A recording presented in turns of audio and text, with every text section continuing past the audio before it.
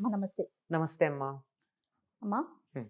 Periods హ్మ్. కరెక్ట్‌గా రెగ్యులర్‌గా రావాలి అంటే ఏం చేయాలమ్మా? ఎందుకంటే చాలా మంది పిల్లల్లో చూస్తున్నాం ఇర్రెగ్యులారిటీ. ఒక వయసు వచ్చాక అంటే అది సహజం అది. కానీ చిన్న చిన్న పిల్లల్లో కూడా 20 నుంచి చూసుకుంటుంటేనమ్మా, ఎవరితో మాట్లాడినా నాకు 2 మంత్స్‌కి ఒకసారి పీరియడ్స్ వస్తున్నాయని, హెవీ బ్లీడింగ్ అవుతుందని, లేకుంటే అసలు బ్లీడింగ్ అవ్వట్లేదని. ఇలాంటి సమస్యలు ఎక్కువగా చూస్తూ ఉన్నాం. నేను నేను అనుకున్న ఒక రీజన్ చెప్తాను. ఎర్లీగా పిల్లలు మెచ్యూర్ అవ్వటం ఏమన్నా ఒక కారణమా? ఎందుకంటే ఇదివరకు 13, 14, 15 ఆ ఏజ్‌కి. కానీ ఇప్పుడు చూసుకుంటే 8, 9, 10 లోపే మెచ్యూర్ అయిపోతూ ఉన్నారు. అదేమన్నా కారణమమ్మా అసలు? దానికి హార్మోనల్ ఇంబాలెన్సే కారణం అమ్మా. 8 ఏళ్లకి అవ్వడం కూడా మనం తీసుకునే ఆహారాల్లో హార్మోన్స్ చాలా ఉంటున్నాయి. For example soya. సోయా తీసుకుంటే అది కూడా ఫిమేల్ హార్మోన్స్ ఇవన్నీ ఆఖరికి పాలల్లో కూడా గేదెలకి, ఆవులకి హార్మోన్లు అవునవును. ఇస్తున్నారు. ఈ హార్మోన్ల కారణం ఆడపిల్లల్లో అది మీరు చెప్పింది కరెక్టే. ఆడపిల్లల్లో తొందరగా మెచ్యూర్ మెచ్యూర్ అయ్యే అవ్వటం. లక్షణం. మగపిల్లలకేమో గడ్డాలు, మీసాలు రాకపోవడం. ఆ! కనపడుతున్నాయి కదా! చాలా అవునవునవును. మందికసలు రావట్ల. ఆ! అసలు ఫుల్లుగా ఉండేవాళ్ళు చాలా తక్కువ. అందుకేనేమో ఇలా ఉండండి అని జెప్పి ఇప్పుడు పెద్ద పెద్ద వాళ్ళందరూ గడ్డాలు పెంచుకుంటున్నారు. మాలాగా ఉండండిరా అని. లేని వాళ్ళకి ఆదర్శం అనిపిస్తూ ఉంటుంది నాకు. ఇదంతా కూడా ఈస్ట్రోజన్ అనేటటువంటిది బాగా వీళ్ళు తీసుకునే ఫుడ్‌లో ఉండడం వన్ ఆఫ్ ద రీజన్స్ అమ్మా. దానివల్ల లావుగా కూడా ఉంటారు. హ్మ్. పిల్లలు లావెక్కుతున్నారని చెప్పి వాళ్ళు బాగా లావుగా ఉండే ఆహారాలు పెట్టడం వాటన్నిటిలో ఈస్ట్రోజనే వన్ ఆఫ్ ద రీజన్స్. ఇది మీరన్నది ఒకటి కారణమైతే, అంటే త్వరగా మెచ్యూర్ అవ్వడానికి మాత్రమే ఆ! అదే ఆ! కారణం. ఆ! అయితే ఇర్రెగ్యులర్‌గా ఉండడానికి చాలా కారణాలున్నాయమ్మా. ప్రధానంగా ఫస్ట్ టైమ్ మెచ్యూర్ అయినప్పుడు వాళ్ళు కొన్ని నియమాలు పాటించాలి. అవి పాటించట్ల చాలామంది. హుహు. 10 మందికి మేము చెప్పకూడదు. ఇది గూడా ఒకటి చెప్పుకోవాల్సిందా? హ్మ్. దాచుకోవాల్సింది చెప్పుకోవాల్సింది కాదు అన్న వరకు మనం అంగీకరించొచ్చు గానీ, అప్పుడు పాటించాల్సిన నియమాలు పాటించడానికి ఏమైంది? చెప్పకుండా పాటించొచ్చుగా? హ్మ్. అవునమ్మా. చెప్పకుండా నియమాలు పాటించొచ్చు కదా! ఆరోగ్య దృష్టితో చేయాల్సింది. హ్మ్. ఏమిటి అంటే, వాళ్ళకి ఉప్పు, కారాలు పెట్టరు ఆ 3 రోజులు. ఫస్ట్ టైమ్ మెచ్యూర్ అయినప్పుడు. హ్మ్. 3 రోజుల పాటు వాళ్ళకి ఉప్పు, కారాలు పెట్టరు. ఎందుకంటే ఉప్పు, కారాలు బాగా ఉన్నటువంటి ఆహారం గనక తీసుకున్నట్టయితే దాని తాలూకు మొట్టమొదటిసారి హార్మోన్స్ విడుదలవుతున్నాయి గదా! అవును. వాటిల్లో డిస్టర్బెన్స్ ఉంటుంది అని. ఆ! హార్మోన్స్ ఎప్పుడు తినే ఉప్పు, కారాలు బట్టే కదా! స్పైస్ బట్టే అవునవును. కదా! హార్మోన్‌ల అవును. డిఫరెన్స్ వస్తూ ఉంటుంది. కోపతాపాలు అవన్నీ గూడా. హ్మ్. అట్లాంటిది ఆ టైంలో పెట్టకపోవడం. వాళ్ళని వీలైనంత రెస్ట్ ఉండేట్టుగా చూడడం. అందుకే కదలకుండా కూర్చోమని చెప్తారు. కదలకుండా ఉండాల్సిందే కదా! అవును. ఆఖరికి టాయిలెట్‌కి కూడా దూరంగా వెళ్ళకుండా దగ్గరలోనే ఇవన్నీ చేసేవాళ్ళు. చేయడం. ఏ రకమైనటువంటి శ్రమ పడకుండా అంటే సూదిలో దారం గుచ్చడం, కుట్టడం అది కూడా కంటికి అలసట కదా! అవునవును. అది కూడా టోటల్ రిలాక్సేషన్ అనమాట. ఒకే చోట కూర్చోవడం. దానివల్ల చెవులకి ఏమి ఎక్కువ పెద్ద శబ్దాలు వినప్పుడు చెవి సెన్సిటివ్‌గా ఉన్న చెవి కూడా రిలాక్స్ అవుతుంది. ఎందుకంటే మీరు చూడండి తలనొప్పులవి వచ్చి చాలా చికాకుగా ఉంటే ఇంత సౌండ్ కూడా భరించలేరు. ఇరిటేషన్ ఇరి అనిపిచ్చేస్తుంది. అది అంటే సెన్సిటివ్ అయిందనమాట అది. ఆ సెన్సిటివిటీ ఉంటుంది అని ఊహించి వాళ్ళకి రిలాక్సేషన్ ఇస్తారు. పంచేంద్రియాలకి, కర్మేంద్రియాలకి అన్నిటికీ కూడా జ్ఞానేంద్రియాలు, కర్మేంద్రియాలకి కూడా రిలాక్సేషన్ ఇచ్చి డైజెస్టివ్ సిస్టమ్‌కి కూడా రిలాక్సేషన్ ఇస్తారు. అది మంచి పులగం పెట్టేవాళ్ళు. అవును. ఆ పులగం ఎట్లాంటిది గట్టిగా కాదమ్మా. ఆ! లూజ్. ఒక యూనిట్ పెసరపప్పుకి 2 యూనిట్ల బియ్యం తీసుకొని, హ్మ్. 8 యూనిట్ల హ్మ్, హ్మ్. నీళ్లు పోసి, పోసి మళ్ళీ 1 యూనిట్ నెయ్యి వేసి, ఇది మెత్తగా ఉడికేటట్టుగా చేసి, బెల్లం వేసి పెట్టేవారు. ఉప్పుండదు. హ్మ్. బెల్లంలో ఉన్న ఉప్పు చాలు. అంటే ఇంత ఉడికితే అది అరుగుతుంది తేలిగ్గా. మీరు గమనించినట్టయితే చాలామందికి ఏమాత్రం డిస్టర్బెన్స్ ఉన్నా పీరియడ్స్ టైంలో డైజెషన్ బావుండదు. అవును. అందుకని ఆ టైంలో ఇంత తేలికగా అరిగే బలవర్ధకమైన ఆహారం పెట్టేవారు. హ్మ్. అలా 3 రోజులు గనక ఉన్నట్టయితే మొదటిసారి 3 రోజులు వీలైతే రెండోసారి కూడా అలా గనక ఉండగలిగినట్టయితే చాలా రకాలైనటువంటి సమస్యలు భవిష్యత్తులో రావు. హ్మ్.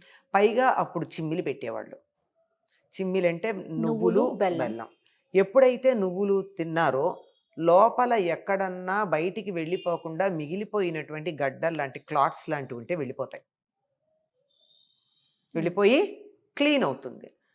ఒకసారి అంటూ లోపలిది ఫుల్ క్లీన్ అయితే మళ్ళీ నెక్స్ట్ టైం చాలా హ్యాపీగా ఉంటుంది. తప్పనిసరిగా నువ్వులు బెల్లమే. అవును. ఇంకా కొన్ని ప్రాంతాల్లో నువ్వుల నూనె కూడా తాగిస్తారు. అవును. ఉమ్. అవునమ్మా. సరే, అది కాకపోయినా ఇంతవరకు ఇలా 2 సార్లు వీలైతే 3 సార్లు గనక జాగ్రత్తగా మొదటిసారి గనక చేసినట్టయితే 90% ప్రాబ్లమ్స్ ఉండవు అని చెప్పి మన పెద్దలు అన్నారు. అలా ఉన్న వాళ్ళని మనం గమనించాం కూడా. ఇవి చెయ్యకపోవడం ఒక కారణం. ఆ తర్వాత ఆ సమయాల్లో ఇష్టం వచ్చినట్టు తినడం, ఏముంది ఇది మామూలే కదా, దీని గురించి మనం పట్టించుకోవాల్సింది ఏముంది అని చెప్పి ఇష్టం వచ్చినట్టు ప్రవర్తించటం. అంటే ఆ సమయంలో రెస్ట్ కావాలమ్మా, శరీరానికి విశ్రాంతినివ్వాలి, శారీరకంగా మానసికంగా విశ్రాంతి ఇవ్వాలి. అందుకని విశ్రాంతినివ్వడం కోసం ఇంట్లో ఉంటే పనులు చెప్తారని కొంచెం దూరంగా కూర్చోమని చెప్పేవాళ్ళు. అవును. పైగా ఆ సమయంలో శరీరం నుంచి కొన్ని Toxins. వేల టాక్సిన్స్ రిలీజ్ అవుతాయట, which affect the thymus gland, heart దగ్గర ఉండేది. అందువల్ల కొంచెం దూరంగా ఉంటే హార్ట్ ప్రాబ్లమ్స్ రాకుండా ఉంటాయి మిగిలిన వాళ్ళకి కాదు. అందువల్ల అలా గనక ఉన్నట్టయితే కొంతవరకు అదుపులో ఉంటాయి. ఆ తరువాత ప్రతి నెల కూడా విశ్రాంతి తీసుకోవాలమ్మా.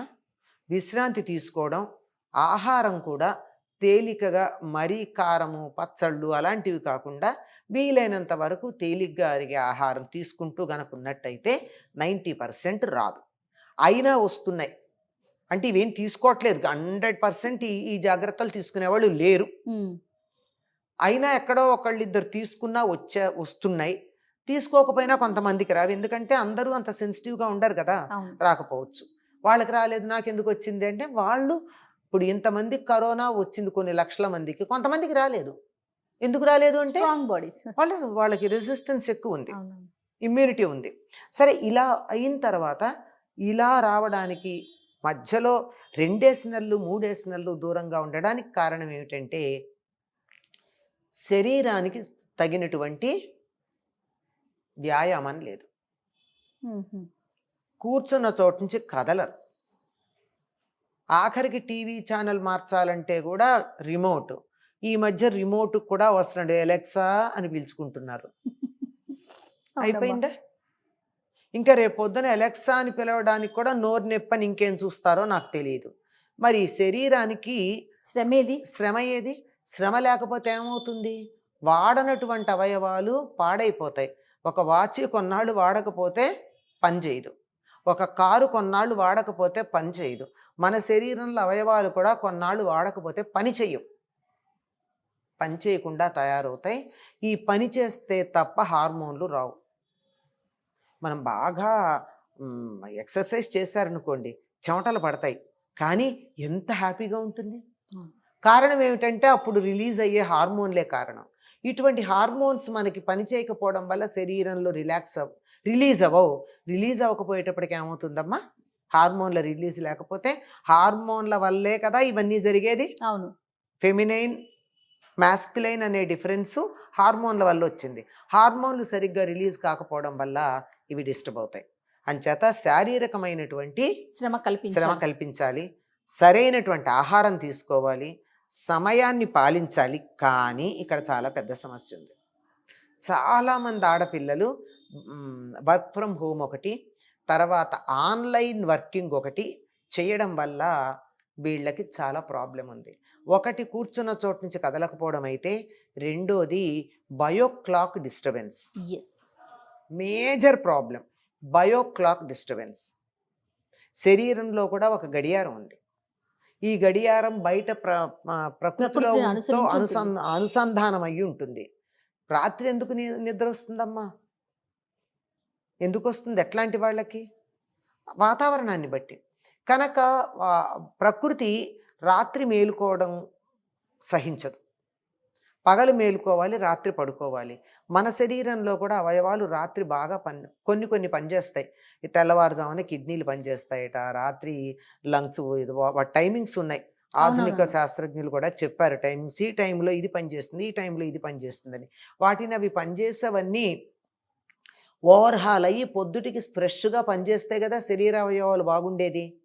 అందువల్ల మొట్టమొదట బయోక్లాక్ డిస్టర్బ్ అయితే కన్ఫ్యూజ్ అయ్యేది ఏమిటయ్యా అంటే హార్మోన్స్. హార్మోన్స్ కన్ఫ్యూజ్ కన్ఫ్యూజ్ అయితే అవ్వంగానే హార్మోన్స్ ప్రభావం వల్ల వచ్చే first activity periods periods. So periods get disturbed. రావాలా వద్దా? లెక్క రాత్రా పగలా? అది కన్ఫ్యూజ్ అవుతుంది. 28 డేస్కి రావాలి. 28 డేస్కి రావాలంటే 24 గంటల్లో రాత్రి పగలు లెక్కేసుకుంటే నువ్వు రాత్రి మేలుకున్నావు, ఇది పగలవుతుందా రాత్రి అవుతుందా, ఇట్ గెట్స్ కన్ఫ్యూజ్డ్. డే ఎప్పటికి పూర్తయిందో శరీరానికి తెలియటల్లా, మంత్ 28 రోజులు ఎప్పటికయిందో తెలియటల్లా. దాంతో అది కన్ఫ్యూజన్లో it stops for some time, then malfunctioning మొదలవుతుంది. దాంతో త్వరగా రావు కదా అనుకుంటే ఎట్లాగొట్లా వస్తాయి, ఎప్పటికో అక్కడ పేరుకుపోయి వస్తాయి. వచ్చిన తర్వాత మొత్తం ఫ్లష్ అవుట్ అవ్వాలి కనుక ఎక్కువ రోజులు బ్లీడింగ్ ఉంటుంది. దాంతో రకరకాలైనటువంటి ప్రాబ్లమ్స్. ముందు మొట్టమొదట కనపడేది disturbed periods, next disturbed mind, depression, distress, ఇలాంటివన్నీ తర్వాత వస్తాయి. చాలా ఇది. నేను ఒక ఇన్సిడెంట్ చెప్తా, యాక్చువల్ ఇన్సిడెంట్ చెప్తా.